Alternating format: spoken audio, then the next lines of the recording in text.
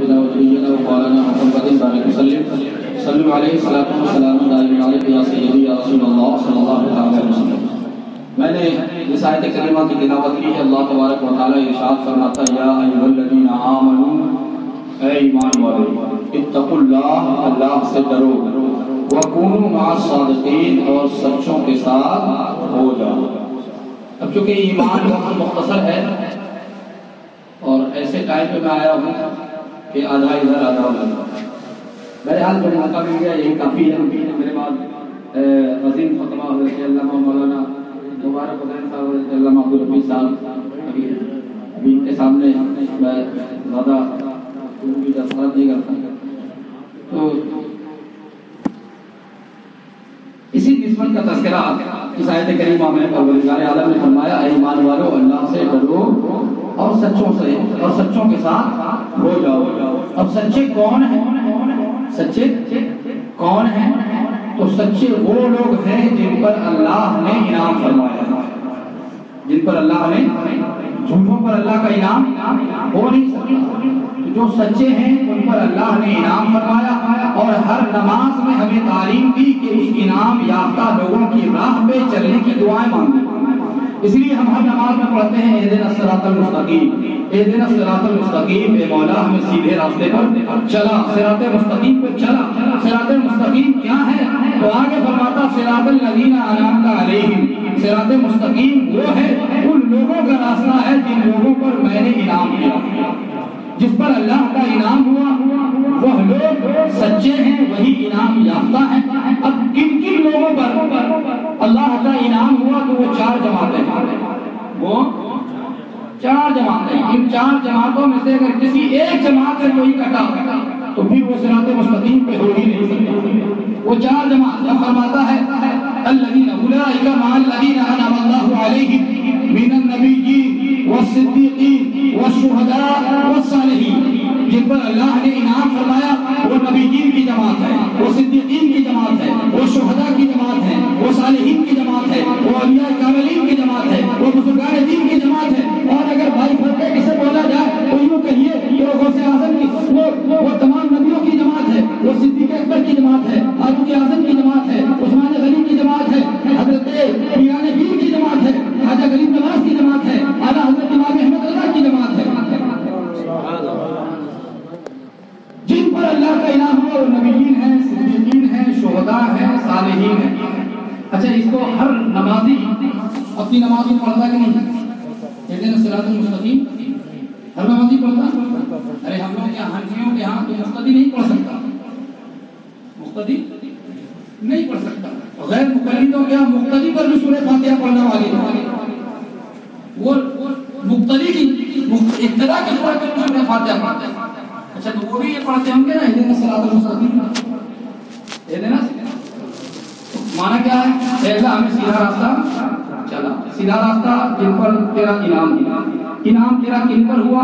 تو نبیوں پہ ہوا، صدیقوں پہ ہوا، شہداء پہ ہوا، صالحین پہ ہوا، اولیاء کاملین پہ ہوا. تو گویا وہ بھی ہر نماز میں کہتا ہے کہ ہمیں ولیوں کے راستے پہ چلا، ہمیں بزرگان دین کے راستے پہ چلا، ہمیں غوث اعظم کے راستے پہ چلا، ہمیں خواجہ غریب نواز کے راستے پہ چلا، ہمیں مخدوم سینا کے راستے پہ چلا، ہمیں قطب الدین بختیار کاکی کے راستے پہ چلا.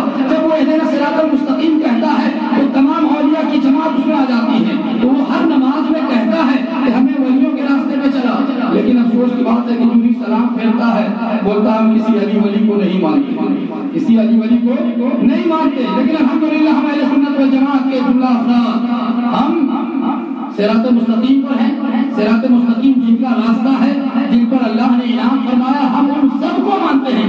نبیوں کو بھی مانتے ہیں، صدیقوں کو مانتے ہیں، شہداء کو مانتے ہیں، صالحین کو مانتے ہیں، اولیاء کاملین کو مانتے ہیں، بزرگان دین کو مانتے ہیں. اور یہ حکم ہے سچوں کے ساتھ ہو جاؤ. اور سچوں کے ساتھ ہونے میں ایک بڑا فائدہ تو یہ ہے، ایک بڑا فائدہ یہ ہے کہ ہم تو بڑے گنہگار، بڑے بدکار، بڑے عیار، خطاکار، سیاکار، اشیاء، لیکن اللہ نے جو ہمیں عظیم دولت دی ہے ایمان اور تقوی کی، اس ایمان اور تقوی کی حفاظت کے لیے کوئی پاسبان، کسی پاسبان کا ہونا ضروری ہے، کسی محافظ کا ہونا ضروری ہے، کسی نگہبان کا ہونا ضروری ہے. اور یہ بزرگان دین ہمارے ایمان و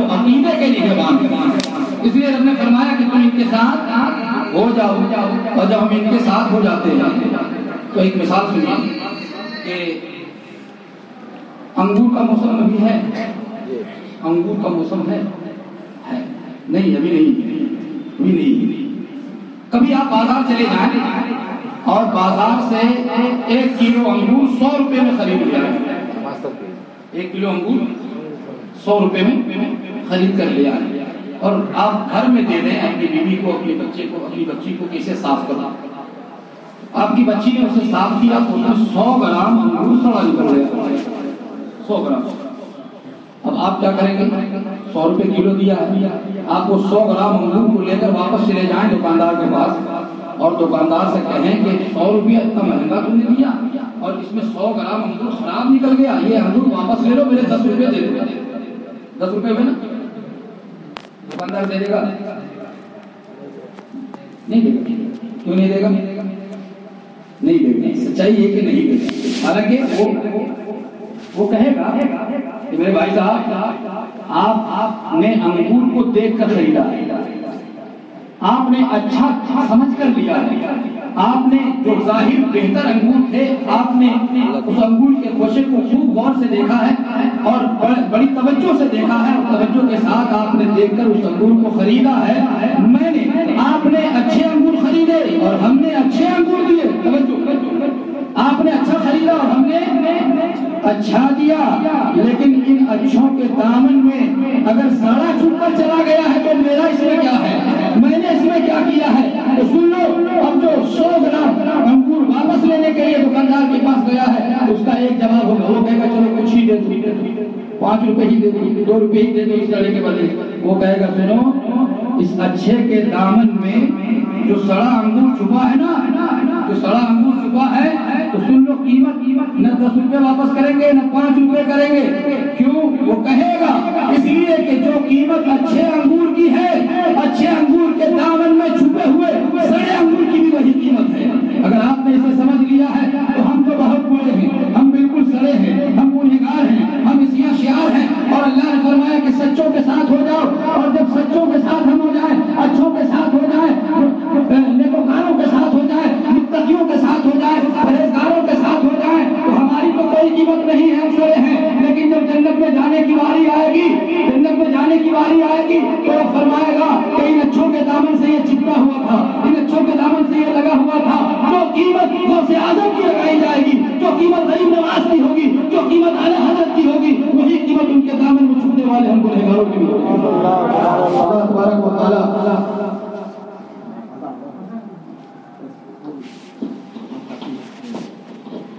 انشاءاللہ